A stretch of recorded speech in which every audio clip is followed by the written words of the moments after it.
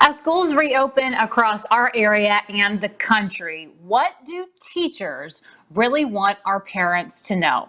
Here to answer that very question for us today is owner of Preschool Readers, Lisa Bedolla. She's also going to help us with some virtual reading tips here in a moment. Good morning, Lisa. Hi. Thanks for joining us again this morning. Thanks for having me.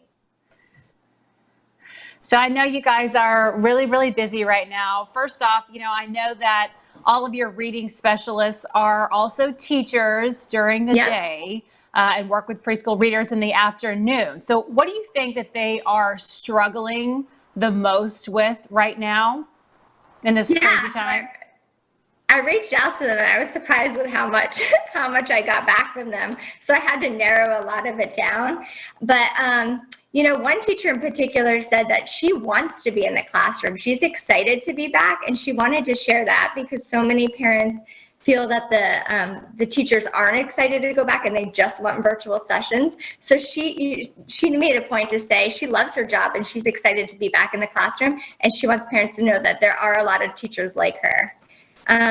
Another tip that I got was that children react to the situation based on the parents' enthusiasm. So if you're enthusiastic about school and, whether it's virtual or in the classroom, they're going to react based on that. So be excited no matter what way they're going back to school, because it really affects them.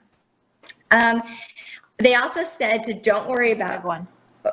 Yeah, so they also said that don't worry about if you feel that your child fell behind last year with all the virtual learning, because all the kids are in the same boat, and the parents and the teachers are prepared and ready to get them up to where they need to be.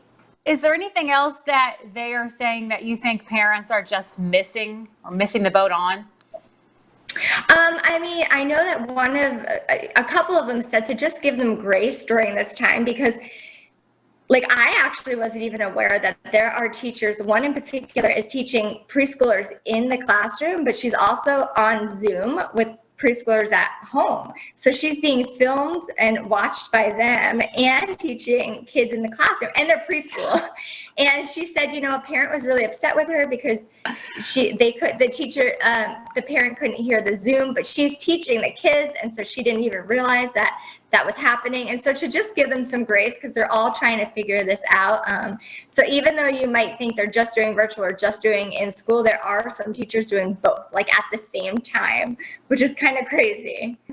And then with remote learners, just make sure that they're in a quiet place. I even know that with our preschool readers, virtual sessions, sometimes in a faraway room, a parent will put on the garbage disposal, and they can't help it, right? But it's so loud on our end. So just make sure they're kind of in a room with the door closed with very little distractions. And then if they are in school, to just remember to follow the policies. They're put in place for a reason, to keep the kids healthy and the teachers healthy.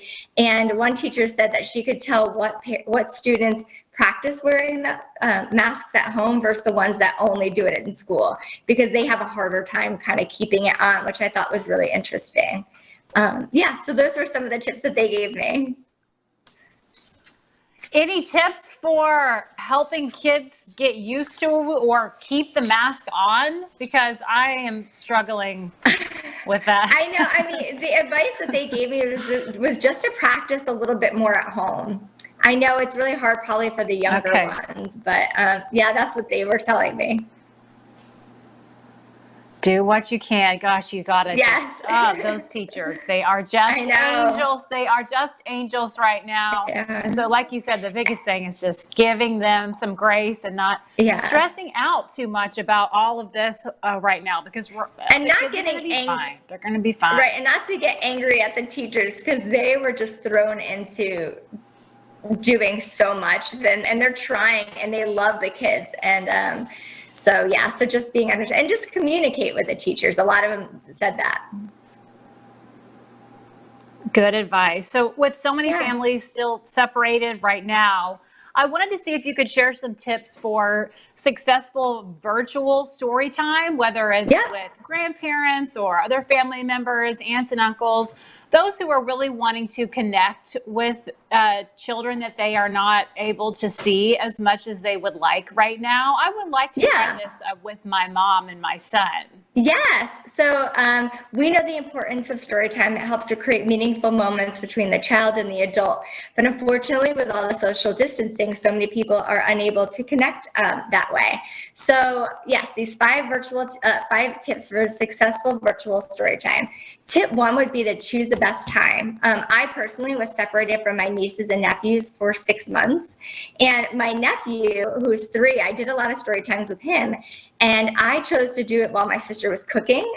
So I kind of like cooking dinner. So I kind of kept him occupied and out of her way while she was cooking. And he absolutely loved it. So just maybe work on finding a good time. Maybe one's being put down for a nap. And so then you can read to the other one. So that would be my first tip, to choose the best time.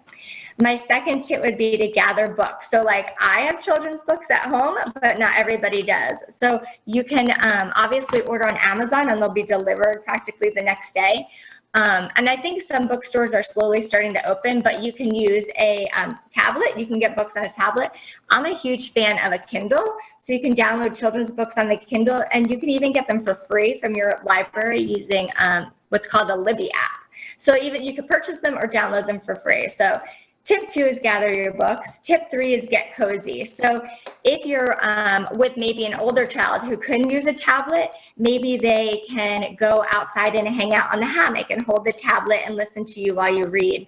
Or build a fort and kind of snuggle in there and hold the tablet and listen to you. So that would be tip number 3, to get cozy. And also with Get Cozy, if they have their favorite blankie or maybe a bottle.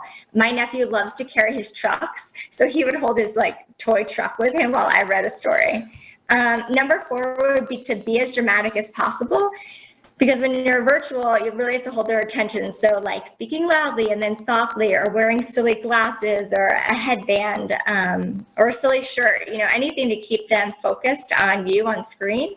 And then the 5th tip is to keep it going. So maybe if you give a mouse a cookie, you can eat cookies afterwards, or you can act out your favorite part from the story after you read it. So it doesn't just have to end when the story ends. But it was very successful for my 3-year-old nephew, so I'm sure it'll work for you and your son, right?